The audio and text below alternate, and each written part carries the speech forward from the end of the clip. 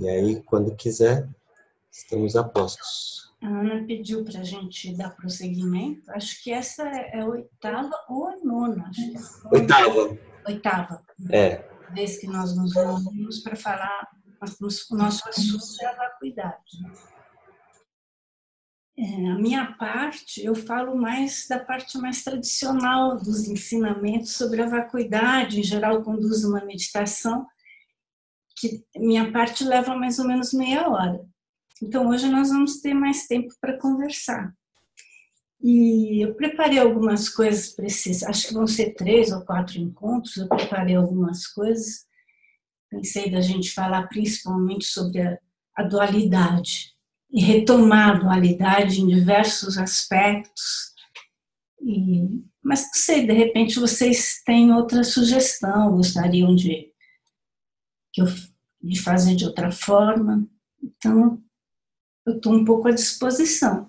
Posso começar e depois vocês vão falando e vendo como que a gente vai fazer esses 3 ou 4 encontros. Tudo bem? Tudo bem, por mim tudo bem. Vocês querem falar alguma coisa antes? Alguma dúvida? Hoje a gente tem mais tempo, né? Quando quiserem é só abrir o microfone e falar que eu interrompo. Então, eu queria começar falando uma coisa que recentemente mais um autor que a Ana trouxe no nosso WhatsApp, ela foi num fim de semana lá sobre medicina, não sei o que lá, e trouxe o nome de Deepak Chopra. Não sei se vocês chegaram a ver no WhatsApp, tem até um TED dele. Vocês viram esse TED? Eu recomendo, é muito interessante, porque ele diz a mesma coisa. Então é sobre isso que eu queria começar falando. Como é bom ouvir a mesma coisa, repetir. Quer dizer que a gente não está mais buscando como um buscador no escuro. A gente já encontrou e agora a gente vai relembrando. Eu não sei, eu acho isso absolutamente fascinante. E nesse TED, que é bem curtinho, ele fala sobre que ele quer que a gente tenha uma experiência do corpo. E daí ele começa a falar do nosso corpo. Ele fala que o nosso corpo não existe. Que o nosso corpo não existe da maneira como nós pensamos que ele existe, como uma peça sólida de matéria. Ele diz a matéria não existe. E daí ele começa a falar dos átomos, da dança dos átomos, para a gente entender nosso corpo como um movimento. Ele fala, quando vocês chegaram aqui agora, vocês já não são mais as mesmas pessoas. Exatamente tudo que a gente vem falando aqui. Muito bom. Eu fiquei com a tentação no primeiro momento de comprar o livro dele. Esquece. Não precisa do livro. Nesse TED tão curtinho, ele já relembrou, ele incita um pensamento que a gente já tem. Isso é tão maravilhoso. Eu acho que quando termina essa busca, a gente começa a mudar de assunto e encontra sempre a mesma coisa. É o fim da busca. Mas não é uma mesma coisa repetitiva, é uma mesma coisa inspiradora. Cada vez vem um de um lado, vem outro do outro e fala uma inspiração, assim que eu sinto. Olha, hoje eu trouxe uma novidade, que é um sininho para a gente fazer a meditação, só que é da dança do ventre. Se vocês não se importarem, temos um sininho da dança do ventre aqui. Então, eu não sei, eu pensei que essa questão da dualidade que a gente veio trabalhando ao longo da jornada, que nós já estamos no final da jornada, né, dos 3 anos, a gente trabalhou essa questão da dualidade de diversas maneiras e usando exercícios diferentes. Então, tem aquela dualidade que eu acho que é a que a gente mais conhece, quando a gente fala amor, ódio, essas coisas bem polarizadas, assim. Bonito, feio, os nossos julgamentos sobre a realidade exterior. E até sobre as pessoas, né? Eu gosto disso, não gosto daquilo, eu acredito nisso, não acredito daquilo. A gente está sempre nessas polaridades. A dualidade é isso, é uma polaridade onde a gente está sempre oscilando de um lado para outro. Quando a gente está muito, muito defendendo uma ideia, e o oposto dela está presente de alguma maneira ao nosso redor. Então, e a gente às vezes oscila de um ponto para outro. Então, nós trabalhamos muito essa questão da integração, fazendo exercícios como, por exemplo, quando você traz para dentro de si alguma coisa que você viu fora, faz um espelhamento. Esse espelhamento é uma maneira de você chegar num ponto de integração, não é mesmo? Você vai falar, bom, qual é a vantagem de se sentir seguro? Qual é a desvantagem de se sentir seguro? Qual é a vantagem de se sentir inseguro? E quando você lista os dois, você vê que não pode ser os dois ao mesmo tempo. Então você chega a um ponto e fala, bom, então as duas coisas acontecem, você chega num ponto de integração, porque se tem vantagens num e tem desvantagens em outro e vice-versa, você chega a uma coisa assim. Então esse é um tipo de dualidade que a gente pratica no nosso cotidiano, que é muito, muito importante. Eu acho que trouxe muitos benefícios para quem pôs em prática isso. Quem ainda não pôs, põe em prática que isso funciona muito. Essa integração através da técnica do espelhamento. Agora, tem uma coisa que daí é um outro nível de dualidade. Não dá para integrar esses opostos que a gente tem na nossa vida cotidiana se você tiver com o eu muito à flor da pele. É impossível fazer isso.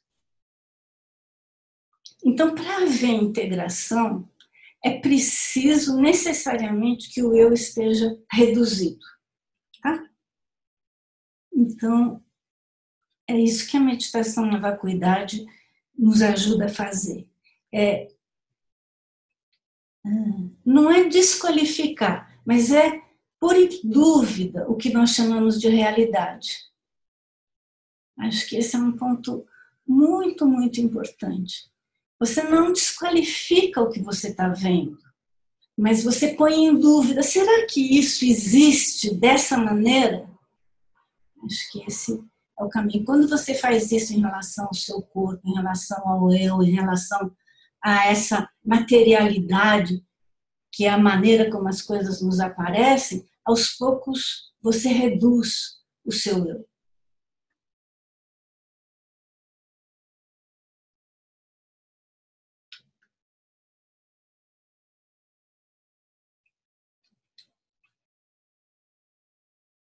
E abre espaço para que surja uma integração. É isso que acontece, se abre espaço para que surja uma integração. Porque quando você está polarizado no amor e no ódio, não tem espaço para integração. Então o amor vira uma defesa, um apego, por exemplo, a ideias, não é só a pessoas, estou me referindo a ideias, inclusive. Vira um apego a isso e você não vê o outro lado, e o ódio vira o oposto, um enfrentamento de alguma coisa.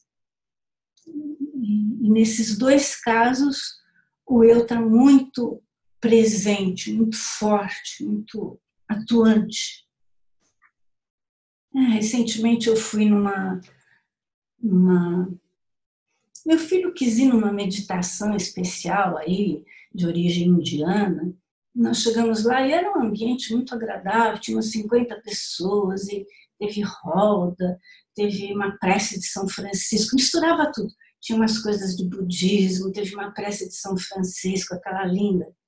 Teve Ganesh, teve tudo que vocês possam imaginar. Mas o fato é que aquelas 50 pessoas reunidas, aquilo foi criando um ambiente tão assim, suave, amoroso, e no fim as pessoas se deram as mãos. E de repente eu pensei assim, imagine se aqui tiver pessoas que pensam diametralmente opostas a mim em termos de quem eles vão votar. Pode ser, né?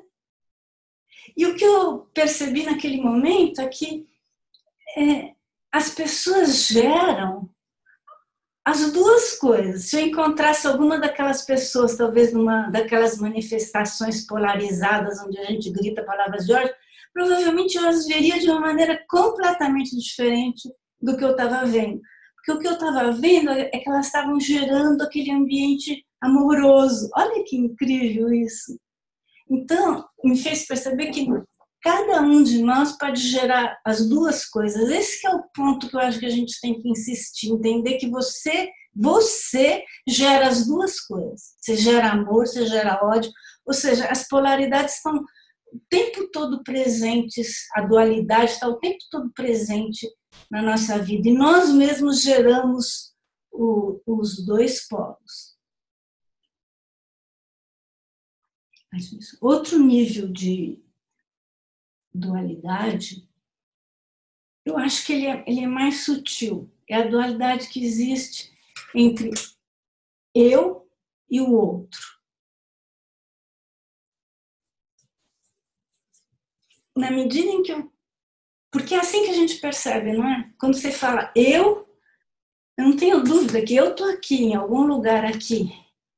O outro está ali.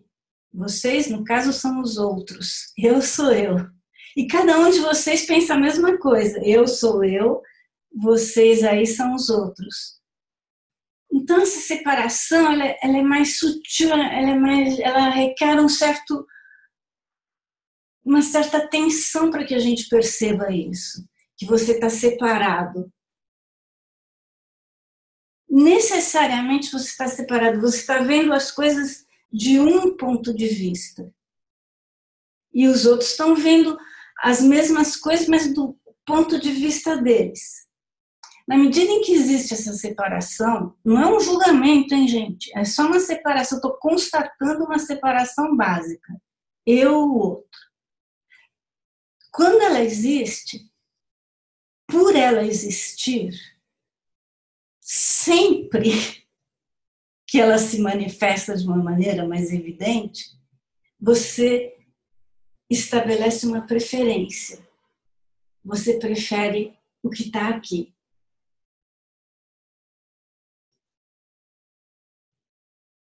E daí você se relaciona com os outros. Não precisa ser egoísta nem nada, estou falando de uma coisa bem sutil, compreendem? Não precisa dizer se a pessoa é uma egoísta, ela só pensa no eu dela. Não, não é isso que eu estou falando. Isso é muito óbvio, eu estou falando mais embaixo, assim. Uma coisa que acontece o tempo todo com todos nós. Há uma separação entre eu e o outro. O outro não são só as pessoas, o outro é tudo que nos cerca. Você poderia dizer o interior e o exterior. O eu e os outros. E a partir dessa separação, então se instaura um tipo de mente onde você prefere você do que aos outros. Por exemplo, uma maneira de trabalhar isso em meditação e também no nosso cotidiano é você pensar: eu quero ser feliz. E os outros também querem. Por quê? Porque os outros são um eu. Cada um dos outros é um eu. Então, o eu quer ser feliz. Então, todos os eus querem ser felizes. Eu não quero sofrer. Mas os outros também não querem sofrer. Dessa maneira, você consegue equalizar um pouco. Equalizar o eu e os outros. Percebendo que todos querem a mesma coisa. Esse negócio de eu quero ser feliz, eu quero evitar o sofrimento, digamos, é num nível tão elementar que até os animais têm a mesma coisa. Não precisa ser humano para ter isso. É um sentimento quase que instintivo. Evitar o que faz sofrer e querer o que nos faz felizes. Mas, de novo, se o eu está muito forte, a gente desenvolve um baita apego pela nossa felicidade às vezes em detrimento da felicidade dos outros. Fica muito difícil pensar nos outros como cada um sendo um eu. Então, esse é um dos pontos que, não hoje, mas na próxima vez, eu gostaria que a gente conversasse um pouco sobre o que é a singularidade e a pluralidade. Que não existe singular e plural. Na verdade, é só um ponto de vista.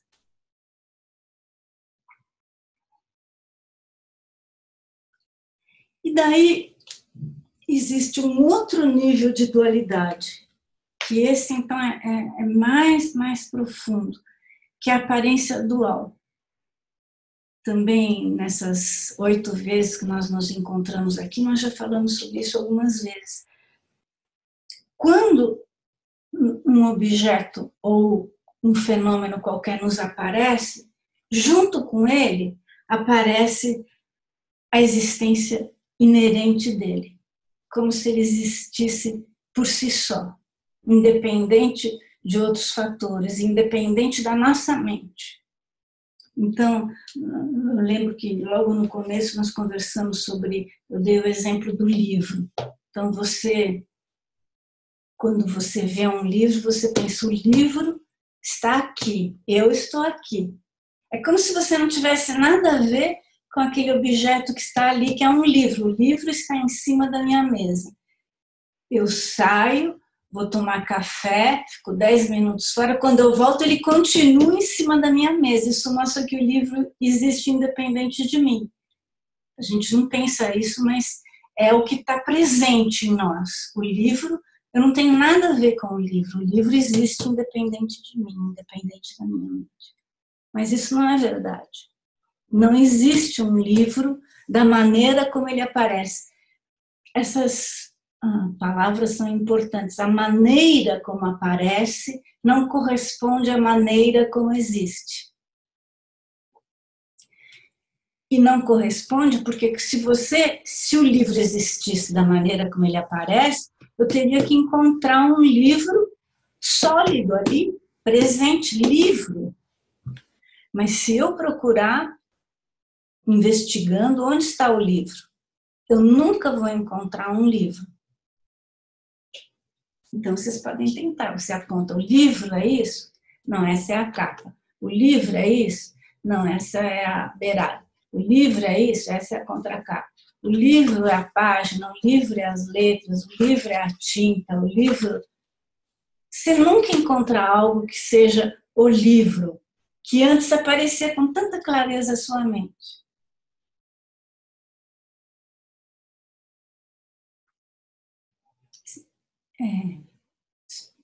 É um raciocínio repetitivo, porque é assim que você pode perceber que as coisas aparecem de uma maneira que elas não existem. Dá a impressão que você não tem nada a ver com isso. Existem estrelas no céu. Elas têm bilhões, trilhões de anos. Então, como que eles podem ter a ver com a minha mente? Se eu nasci não faz tanto tempo assim.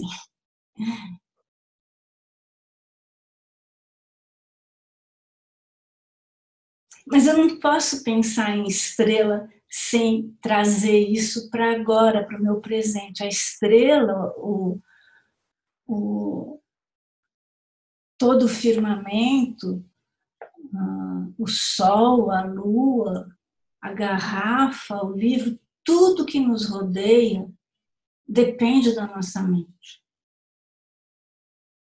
Depende no sentido de que se eu não disser livro, se eu não disser estrela, se eu não trouxe, eu trago isso para o meu conhecimento ao perceber isso. Isso quer dizer que depende da minha mente. Se eu deixei o livro em cima da mesa, fui até a minha cozinha tomar um café, fiquei lá 10 minutos, e quando eu voltei, se eu morri no corredor, não existe mais livro. Você vai dizer, sim, mas o livro vai continuar lá, sua irmã vai ver o livro em cima da mesa. O livro vai aparecer para a mente dela, mas para a minha mente não existe mais livro. Isso mostra que, num certo sentido, o livro depende da nossa mente para existir. Então, essa aparência dual é a aparência, ao mesmo tempo que aparece o objeto, aparece a existência concreta, inerente dele, como se ele fosse um objeto independente. Esse objeto independente não existe. Porque ele existe junto com a sua vacuidade. Tudo que nós vemos, tudo que nós percebemos, tudo que existe, existe junto com a sua vacuidade.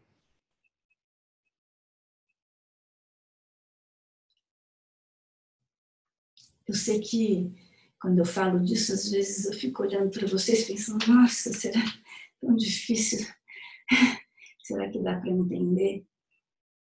Mas eu digo a vocês, embora não seja lá grande coisa para explicar, mas eu estou me esforçando ao máximo, mas eu digo a vocês, mesmo que vocês ouçam isso do professor mais qualificado, pode ser que vocês não entendam, porque demora um pouco para entender isso, porque nós estamos tão acostumados a pensar que as coisas existem da maneira como elas aparecem, que é muito difícil a gente entrar nessa sutileza, nesse nível de sutileza, certo? Por isso que a repetição é importante, você tem que ouvir isso, e não só ouvir, você tem que meditar sobre isso, fazer a meditação. Se um dia, olha, por uma fração de segundo, você entender, daí você entende sempre, nunca mais você perde esse conhecimento. Então é muito animador. É muito animador. Diga, Mariana. Tá me ouvindo? Tô. Essa semana eu praticando, assim, me surgiram algumas questões dentro da prática, né? Porque a gente tem feito a vacuidade no corpo, né? E já experimentamos com eu também. E aí essa semana muitas coisas acontecendo e eu fui experimentar fazer com uma emoção que estava muito forte em mim, assim. Uhum. E aí te ouvindo falar e repensando a experiência, né, no meu corpo, é um pouco diferente, assim, eu queria que você me ajudasse a pensar nisso, porque quando a gente fala do corpo e a gente vai procurar ele está concretamente aqui e ao mesmo tempo se desfaz, né, quando a gente procura, mas ele tem uma materialidade, assim. O eu, por mais imaterial, ele também tem, a gente também se identifica com ele, mas a emoção, a tristeza, por exemplo, ela é real. Eu estava sentindo ela tomado, meu corpo tomado por ela. E aí encontrar esse vazio, assim, eu experimentei, mas eu queria te ouvir falar sobre isso. Entendi. Tô viajando. Por exemplo, vamos tomar a tristeza como exemplo. A tristeza, ela já está num dos... Qualquer outra emoção, assim. Vamos pegar a tristeza, tanto faz, qualquer emoção. Ela já está num polo. E como ela já está num dos polos duais, é difícil meditar imediatamente sobre a vacuidade da tristeza. Não é? Então, se você usar aquela outra técnica de pensar quais são... A gente sabe os inconvenientes da tristeza, como é ruim, mas qual é o lado bom de sentir tristeza? Usar essa técnica que a gente usa aqui muito. E qual é o oposto da tristeza? É a alegria. E qual é o lado ruim da alegria? Qual é o lado bom da tristeza? E daí tentar equalizar e integrar, eu acho que é bem mais fácil do que tentar meditar na vacuidade da tristeza, certo? Porque a tristeza, na verdade, já é um produto da mente. A tristeza é uma mente se manifestando. E é uma mente que está com o eu muito presente. Quando você está triste, o eu está muito, porque você sente isso. Eu estou triste. E na hora você não pensa, ah, é um sentimento, é uma parte de mim, meu corpo não existe, mas eu estou triste. Não, vem aquela sensação de interesse, eu estou triste. Não sei se você está acompanhando o que eu estou falando.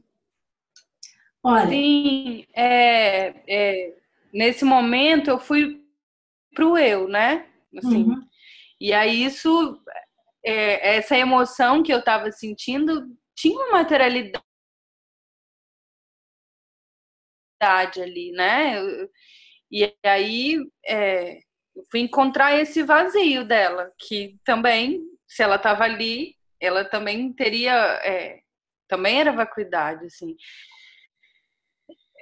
Um processo, assim, forte, mas depois, racionalizando sobre isso, eu fiquei, me deu mais nó, mas na hora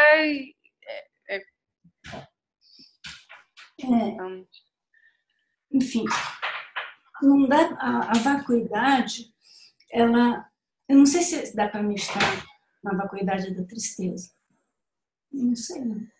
Teoricamente, eu acho que não sei se dá para meditar na vacuidade da tristeza. Você pode meditar na vacuidade da mente. Você tem que meditar na vacuidade de um fenômeno que existe. A tristeza não existe, ela é uma fabricação do eu. Ela é uma dualidade. Do ponto de vista do que nós estamos falando, para existir não pode estar nos extremos, nem da existência, nem da não existência. Esse que é o caminho do meio. A tristeza já está num extremo. Então, ela não existe. Então, você não pode meditar na vacuidade de algo que não existe.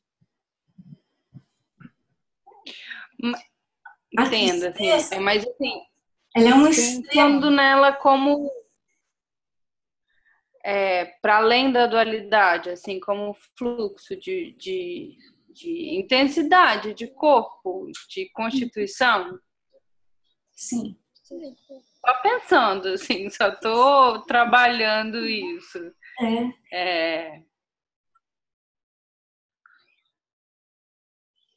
Sabe, além do que é bom e ruim, ela e ela compõe e ela pode não ser também, assim, ela pode compor, nem sei por onde eu tô indo, mas se você pensa, nesse lugar que somos atravessados por diversas emoções mesmo, experiências. Mas Agora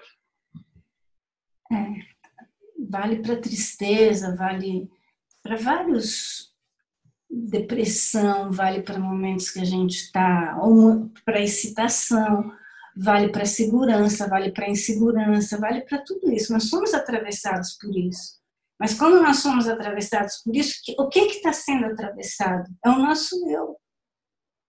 Por isso que o eu é um eixo. Nós precisamos, eu não estou dizendo que nós não precisamos, mas quando ele está muito aguçado, então você pode sentir uma tristeza imensa, uma excitação imensa, uma alegria imensa, uma insegurança imensa, uma segurança, insegurança, segurança, percebe? Está ali, se o teu eu baixa, então a tristeza desaparece. Não pode haver tristeza se o teu eu está muito, muito abaixado. Vamos pegar, talvez, eu não sei se vai ajudar, mas um exemplo assim mais concreto. Assim. Vamos supor que você está com dor de dente, que é uma coisa bem física, né? Todo mundo já experimentou uma dor de dente e quando está doendo muito, dá a impressão assim que o mundo se dissolveu. Tudo se concentrou ali nessa dor de dente. A política, tudo, as eleições que estão se aproximando, em quem você vai votar, dissolveu tudo, você está na dor de dente. Nesse momento, teu eu está super concreto ali, presente. Tá? Daí teu filho escorrega do seu lado, ou tua mãe velhinha, ou teu filho, alguém que depende de você, que você ama, escorrega do seu lado e corta aqui. Sai muito sangue dessa região. imediatamente você pula e vai tomar uma providência, ou levar no pronto-socorro, ou por um remédio. A tua dor de dente desaparece imediatamente. Depois que você prestou essa assistência, pode ser que ela volte. Mas observem, isso eu falo com absoluta segurança. A dor de dente some. Por quê? Porque você desviou toda a atenção do eu para o outro. E fisicamente ela desapareceu. Se uma dor de dente é capaz de desaparecer porque você desviou a atenção do eu para o outro, então a tristeza, a insegurança, a segurança, a euforia, todas essas mentes duais que estão montadas num eu muito presente também desaparecem. Então, esse é um ponto central que nos motiva, é um ponto quase que de motivação, sabe? Para que eu vou meditar? O que essa gente está falando? Vazio, realidade não existe, tudo que vocês estão vendo não existe. Eles estão loucos.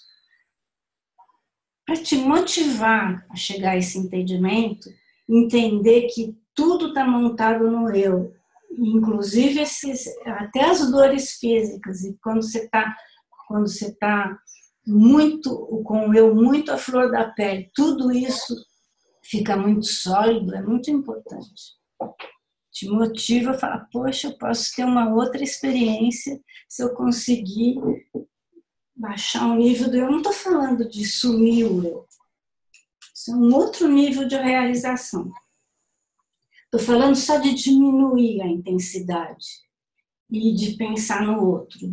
Mas não é pensar no outro como uma boa samaritana, sabe? Eu sou muito boazinha, eu só penso nos outros, eu fico exausta à noite, não sei por que eu fico exausta, se eu só penso no outro.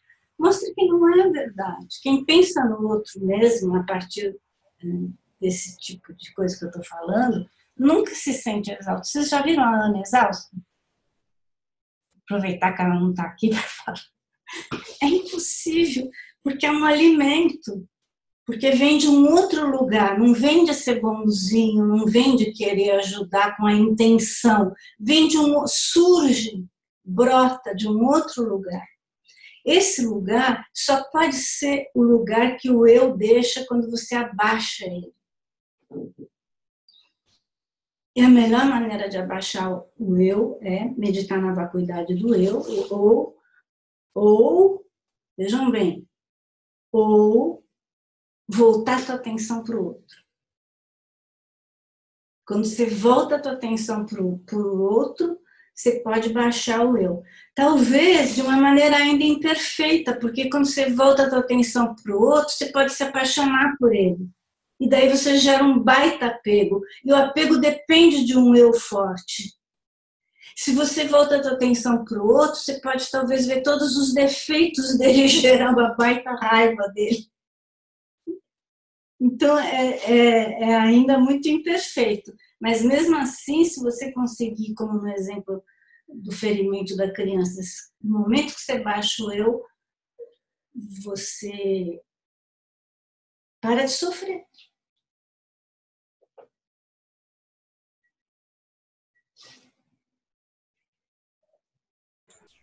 A Lívia colocou aqui no chat, Cuca, é o chamado descondicionar o eu de nossos condicionamentos humanos criados na mente e no corpo? Não sei, porque daí cada abordagem tem uma terminologia especial, tudo isso, né? Pode ser. Não conheço essa terminologia, mas pode ser, sim. Agora, esse eu que eu estou falando, não é o eu superior, inferior, não é isso. É essa quase que uma sensação, eu estou aqui, sabe? Essa sensação, os animais têm isso. Ou vocês pensam que não? Claro que tem. Até uma formiga andando em cima da mesa, ela tem uma noção de eu, porque senão ela cairia da mesa. Ela percebe o espaço, ela tem uma noção do que é ela, do que é a mesa e do caminhar dela. Então, nós estamos falando aqui dos humanos, mas você pode até observar assim de relance, no nível animal também existe essa presença eu. Diferente do nosso, mas existe. E talvez se você observar num bebê, você veja também como isso vai se formando, é um processo, né? Vai se formando. Você não existiria sem um eu. Então, não estou falando mal do eu, abandonem o eu, não tem nada a ver com isso. Você simplesmente não funciona se não houver um eu. Porque ficaria tudo, tem várias doenças psíquicas onde explode o eu e você fica explodido em 1000 lugares. Entendeu? O eu é importante, ele funciona, ele agrega, ele faz eu responder uma pergunta, eu funciono nesse nível. E isso existe, isso é perfeitamente possível. Quando me perguntam, se o eu não existe, por que você responde quando alguém chama o seu nome? Eu respondo porque é assim que funciona. Nesse nível funciona assim. No nível da vacuidade, não existe.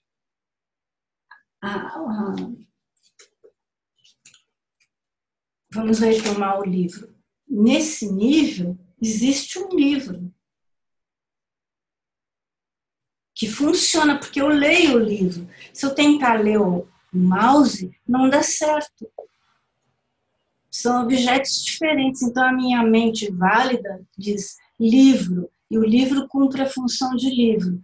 A minha mente válida diz microfone, e o mouse cumpre a função de mouse. Se eu inverter e tentar agora mexer meu mouse aqui com o livro, não vai funcionar.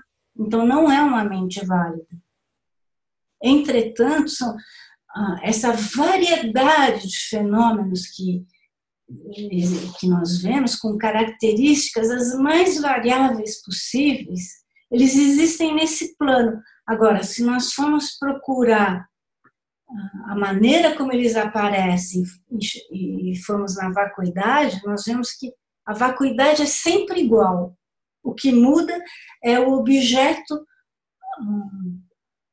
o fenômeno como ele aparece. Todas as vacuidades são idênticas. E para haver uma vacuidade, ela tem que estar livre dos dois extremos. O extremo da existência e o extremo da não existência. O extremo, ou seja, um fio da navalha. O extremo da existência é achar que algo existe de uma maneira concreta. Você põe mais existência. Esse é o extremo da existência. Então, você acha que existe como aparece, como se tivesse uma existência ali concreta, palpável, material. E o extremo da não existência é cair num certo niilismo. Então, já que não existe como aparece, então não existe de modo nenhum. Então, eu posso inventar o que eu quiser. Então, para existir, tem que estar livre dos dois extremos. Então, quando nós estamos meditando na vacuidade do corpo, do eu, nós estamos nos livrando de algo que não existe. Porque essa aparência de existência é falsa, ela nos engana, não existe da maneira como aparece. Nós estamos nos livrando desse extremo da existência, que é o que predomina, porque tudo que aparece, aparece como se existisse do seu próprio lado, por si só, daí se pode dar vários, concretamente, materialmente. Esse TED do Chopra, né, que está lá no WhatsApp do Himalaia, ele é muito interessante, porque ele dissolve isso. Ele dissolve essa aparência de matéria. E ele afirma, a matéria não existe. É muito, muito interessante. Por que ela não existe? Ela não existe porque ela está mudando momento a momento. É uma velocidade tal que você chega no silêncio, você chega na ausência. A velocidade te faz chegar na ausência. Então, uma maneira muito interessante, inclusive, de entender a vacuidade é chegar nela através da impermanência dos fenômenos. Existem dois tipos de impermanência. A impermanência densa é um desgaste. Por exemplo, se uma taça de cristal cair no chão, você está presenciando a dissolução da taça de cristal em pedacinhos. Os caquinhos de vidro não são mais uma base para dizer taça de cristal. Isso é impermanência densa. A morte é um exemplo de impermanência densa. Quando uma pessoa morre, o cadáver não é mais uma base para imputar aquela pessoa, é uma base para imputar cadáver. Então, desapareceu a base para imputar uma coisa, compreende? Se eu puser fogo no livro, deixa de existir a base para eu dizer livro, vai existir a base para eu dizer cinzas.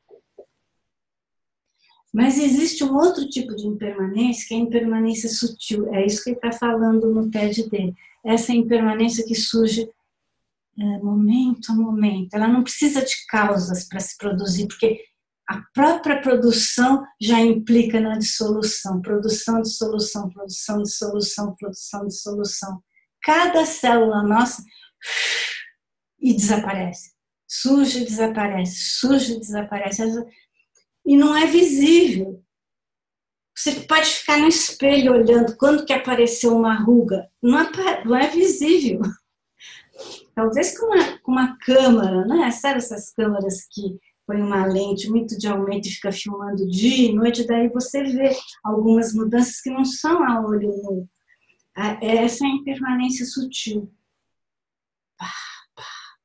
Então, é uma loucura, gente, porque isso está acontecendo com o nosso corpo e com tudo que nos rodeia. Até uma pedra, no nível subatômico, ela está se transformando. Mas é tão sutil que você continua dizendo pedra, pedra, pedra, pedra, pedra, porque a base para dizer pedra continua lá, mas na verdade ela está mudando a um nível subatômico. Então esse tipo de mudança, se nós meditarmos sobre ele, a gente se aproxima muito da vacuidade. Uma maneira de se aproximar da vacuidade é meditar sobre esse tipo de impermanência e começar a vislumbrar que as coisas estão o tempo todo mudando. Embora se continue dizendo, por exemplo, quando eu comecei a falar aqui, o Richard abriu a sala, vocês entraram na sala, eu entrei na sala, nós éramos uma pessoa, agora já é outra. Não dura. Muda o tempo todo, nesse nível subatômico. E nunca você encontra algo que fique. Então é impossível você apontar algo e dizer ficou. Tudo aparece e desaparece. Aparece. Agora, a base para continuar imputando durante um tempo, essa continua existindo. Então, se eu não morrer hoje à noite, eu posso acordar de manhã e falar eu, e sentir uma continuidade. Mas é uma continuidade aparente. Eu apareço como se eu fosse eu, vou olhar no espelho e falar, olha eu aqui. E eu dormi, então por que depende da minha mente se eu dormir? Mas na verdade não é mais aquele eu de ontem, é o eu de hoje. E o eu de amanhã, o eu de depois de amanhã. É instigante, né? Até com esse pensamento que é tão difundido hoje em dia, de vamos ficar no momento atual, sabe esse tipo de pensamento? Só vale o momento atual, não tem passado, não tem futuro. Mas se você pensar que o eu de ontem desaparece para dar lugar ao eu de hoje, você vai chegando o eu de uma hora atrás, o eu de um momento atrás, você vai chegando numa ideia muito parecida. Na verdade, é só um momento que existe. Depois já parou de existir para dar lugar a outros. Meditar na impermanência, então, é muito interessante. Bom, gente, eu falo sempre... hoje eu até falei um pouco mais, porque a Ana não está. Mas se vocês quiserem falar agora.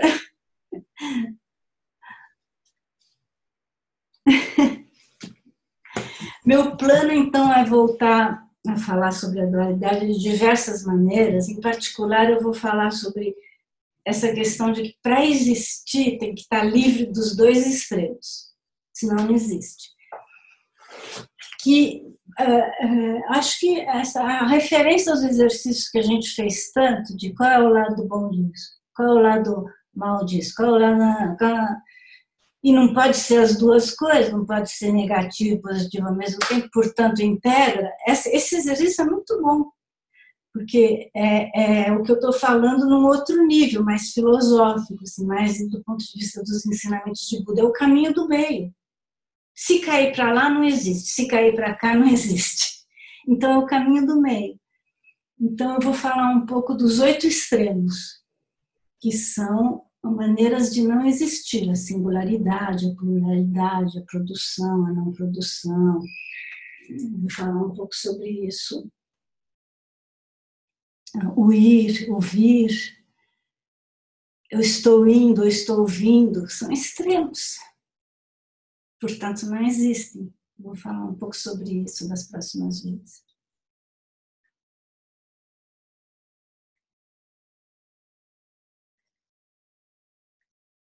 Bom,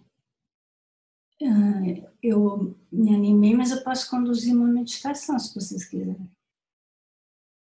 Sim? Vamos então. Qual delas? Eu posso fazer aquela... eu vou fazer uma meditação sobre o vazio do corpo, mas... Só uma coisa.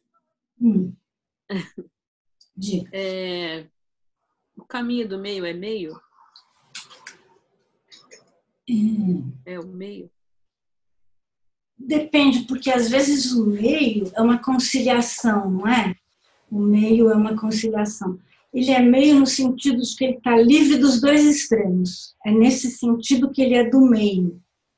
Porque ele não cai nem num extremo, nem de outro. Se você cair no extremo da existência, alguma coisa inerentemente continua existindo, então contamina a vacuidade. Se você cair no extremo da não existência, você cai no niilismo. Por isso que é chamado do meio. É uma figura de linguagem, né? Porque quando eu penso em 3 pontos, o meio para mim também é muito rígido. Então, rígido? Eu acho que é um trânsito, né? Que você está falando, né? Se cair num polo é demais e do outro também é demais. Então, mas é um trânsito singular de uma complexidade para cada um e em cada condição, eu penso, talvez. O trânsito é o que a gente faz, eu diria assim, porque essas questões de linguagem, gente, vocês têm que sempre relevar, porque depende do que a gente está entendendo pelas palavras, percebe? Então, o trânsito, eu diria que é o que a gente faz quando transita de uma polaridade para outra. Esse é o trânsito. Uhum. E nesse caso do trânsito, às vezes o que a gente chama de meio não é o meio. Por exemplo, entre o amor e o ódio, você pode dizer que o meio é a indiferença. Sim. Então é um ponto indiferença. É um ponto duro. A indiferença não é o meio, o caminho do meio, né? Porque entre o amor e o ódio, você dissolve o amor, apego e o ódio, e daí você chega num outro tipo de amor. Então, entenda como uma figura de linguagem para poder entender que tudo que é extremo não existe. Inclusive o meio duro. Inclusive o meio duro. Tá. Uhum. Obrigada. Eu vou conduzir uma meditação, que é uma meditação... As meditações tradicionais sobre a vacuidade são a meditação as mais importantes. Você pode meditar sobre a vacuidade de qualquer fenômeno, do livro, da mesa, do lápis, do que você quiser. Se for um fenômeno que exista, você pode meditar na vacuidade desse fenômeno, porque tudo que existe surge da sua vacuidade. Tudo que existe surge da sua vacuidade. Agora, as meditações mais significativas são a meditação na vacuidade do eu, na vacuidade do corpo, na vacuidade da mente. Porque isso causa um abalo na gente, um abalo que faz com que a sua vida mude bastante. Mas hoje eu vou conduzir uma meditação que não é tão tradicional, tá? Mas ela é mais fácil, talvez, de ser repetida sozinho, sem ter um texto, nada disso. Então, sentem-se numa posição, de preferência, assim, mais na pontinha da cadeira, para ficar com os pés bem apoiados no chão. Se alguém quiser fazer sozinho essa meditação em outra postura, isso é perfeitamente possível. Não é a postura do corpo que determina a meditação. A meditação é um exercício mental, mas a postura ajuda. Então, sentem-se, comecem respirando algumas vezes.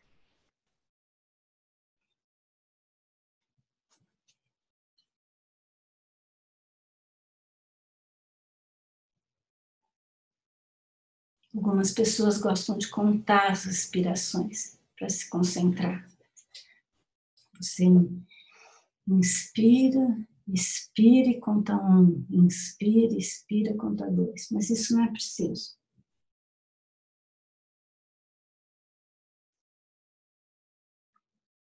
Os olhos podem ficar ligeiramente fechados, mas também podem deixar entrar uma fresta de luz que ajuda a não dormir durante a meditação.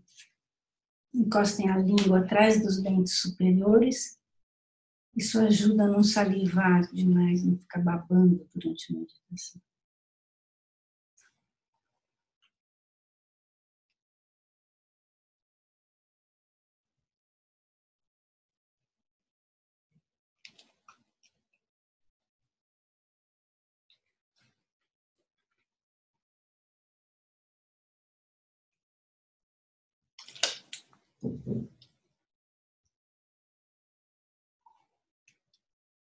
Agora deixa essa sensação, meu corpo, surgir.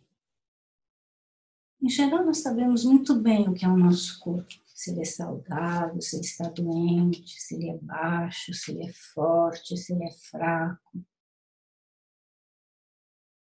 Mas nós nunca nos perguntamos exatamente o que é meu corpo. Onde está o meu corpo? Qual é a sua real natureza?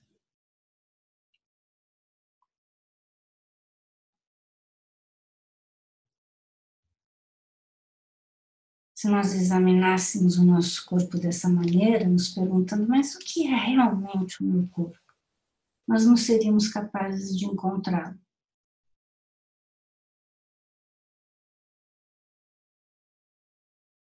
Ele desapareceria.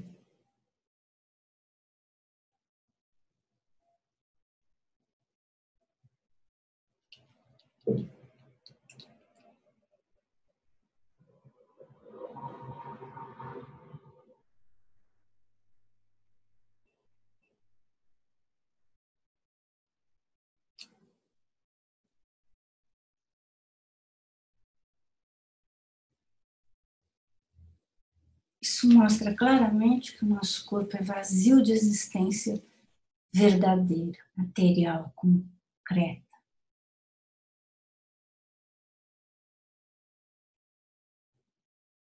Quando eu procuro, meu corpo é o meu tronco, a cabeça, os membros.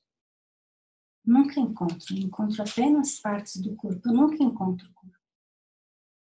Meu corpo é um dos órgãos interiores, é a pele, é o cérebro. Eu nunca encontro o corpo. Quando eu não procuro, ele aparece. Quando eu procuro dessa maneira, ele desaparece.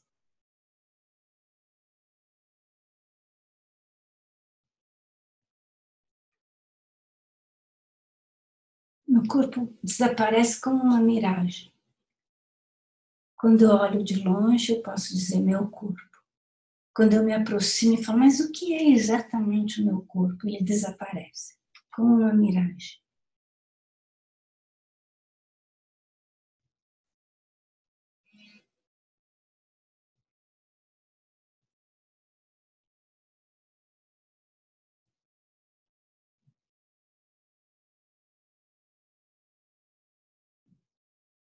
quando, por contemplar dessa maneira, nós vimos com clareza que o nosso corpo é vazio de existência verdadeira, concreta, nós teremos encontrado o objeto da nossa meditação, a vacuidade do nosso corpo.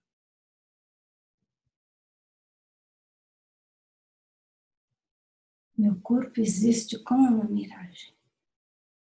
Quando eu procuro, ele desaparece. Quando eu não procuro, ele aparece.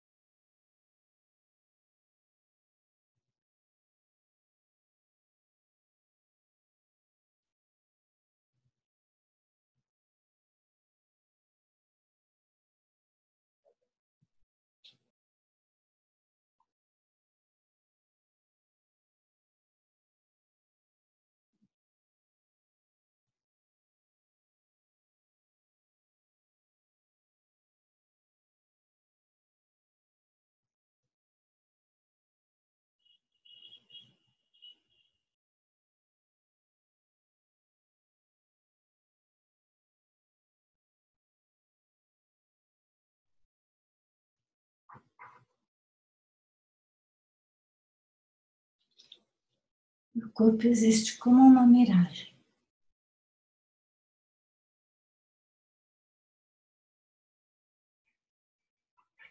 Quando eu procuro, ele desaparece. Quando eu não procuro, ele aparece.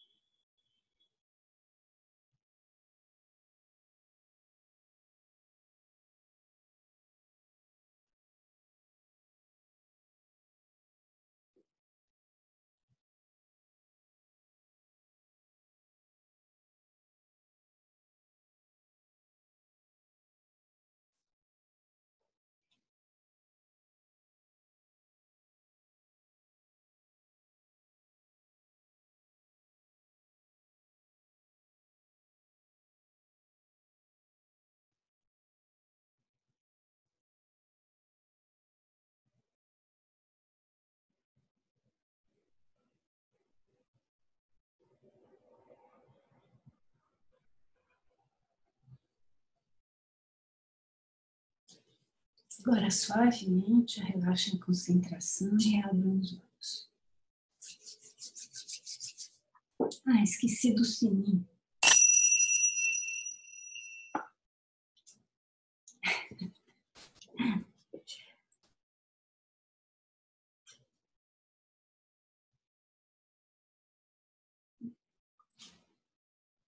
Antes de terminar, eu queria dizer uma coisa.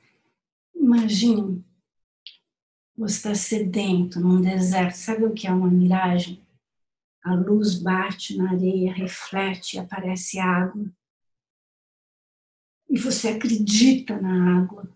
E você vai andando em direção à água. Entenderam a sensação? Aquilo aparece, existe para você.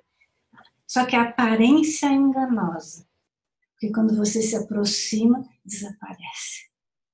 Tá?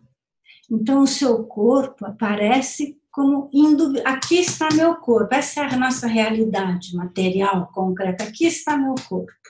Só que quando você procura, onde está o meu corpo? Você não encontra. Você só encontra partes do corpo. Ah, mas eu encontrei a mão. Agora, se procura a mão, você também não encontra. Você encontra partes da mão, falange, falangema, falangeta. Daí você procura na falange e você não encontra. Você encontra pele, ossos. Você procura na pele, nos ossos, você vai entrando nas células, nos átomos, nos subátomos, até que vai ficando tudo vazio. Você nunca encontra aquilo que aparece. E quando você não procura, é óbvio, meu corpo está aqui, ele aparece. Esse questionamento da realidade, mais importante do que qualquer outra coisa, é ficar com a dúvida. A realidade não é exatamente o que parece ser. Mesmo que apareça, porque a aparência é tão invasiva. E outra coisa, para finalizar, já estou exagerando aqui, só para finalizar, uma pessoa perguntou da outra vez, sim, mas eu senti o eu. Meu corpo sumiu, mas eu sabia que eu estava meditando. Isso é um desvio da meditação, porque o objeto é você meditar na vacuidade do corpo. Quando você está meditando na vacuidade do corpo, qualquer coisa que apareça fora isso é um desvio. Mesmo que Buda apareça para você com muita clareza, isso é um desvio. Não é, você está meditando na vacuidade do corpo. E as vacuidades são todas iguais, não se esqueça disso. Então pode ser que quando você medita na vacuidade do corpo, apareça a mão. Daí você medita na mão, aparece os dedos, aparece o eu, aparece a mente. É infinito, porque aparece o quê? Outros aspectos dos fenômenos. Então é preciso se concentrar naquilo que você está meditando. É a vacuidade do corpo. Que corpo? Esse corpo que eu posso dizer, ó, tá aqui meu corpo. É só isso. É esse corpo, tá aqui meu corpo, então vamos procurar. Onde está aqui meu corpo? Aponta para alguma parte do corpo que seja o corpo, o seu corpo. Você não consegue. Vai sumindo, sumindo, sumindo, sumindo, como uma miragem. Pronto, Richard. Quer ver se alguém tem alguma coisa a perguntar?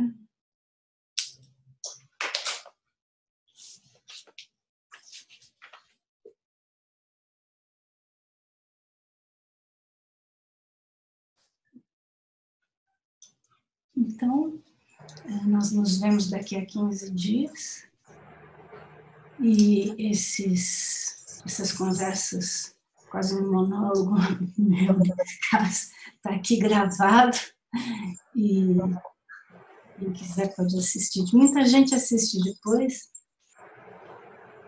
Nós nos encontramos daqui a 15 dias. Diga. Consegui ativar. Boa noite. Eu queria só te perguntar sobre... Eu fiquei também pensando muito sobre o Chopra e tenho ouvido mais sobre essa coisa que ele fala sobre o Healing Self, né? Que é esse último livro dele, que ele aborda isso, né? Que a gente não é o corpo e os átomos e que a gente é tudo isso junto. Mas eu fiquei... Nesses dias eu tô observando que daí também é uma pergunta sobre os nossos sentidos, né? A coisa da gente, quanto mais a gente permitir os nossos sentidos estarem livres dos nossos condicionamentos automáticos, né, que a gente traz na mente, de pensamento, de nomear as coisas, né, de tudo estar muito nomeado, se esse exercício dos sentidos estarem mais livres, da gente se aproximar da vacuidade das coisas, né?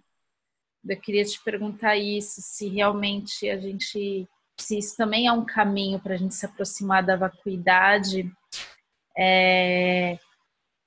na nossa vida diária, de tudo que a gente executa durante o dia, né? E não só parar, e não só de se aproximar da vacuidade na meditação condicionada, né? Tipo, vou parar e meditar, mas de estar se aproximando da vacuidade de olhos abertos, realizando, sabe? Não sei se dá para entender o que eu falo. dá para entender. Tecnicamente, é impossível meditar na vacuidade de olhos abertos fazendo outras coisas, porque as aparências invadem a gente. Então, meditar na vacuidade é impossível. Ela tem que ser, a meditação tem que ser feita durante a meditação. Mas, saindo da meditação, na medida em que você tem uma pequena experiência, daí você pode manter isso durante o dia todo. Por exemplo, você pode pensar, é tudo como uma miragem, e eu sou um ator, por exemplo.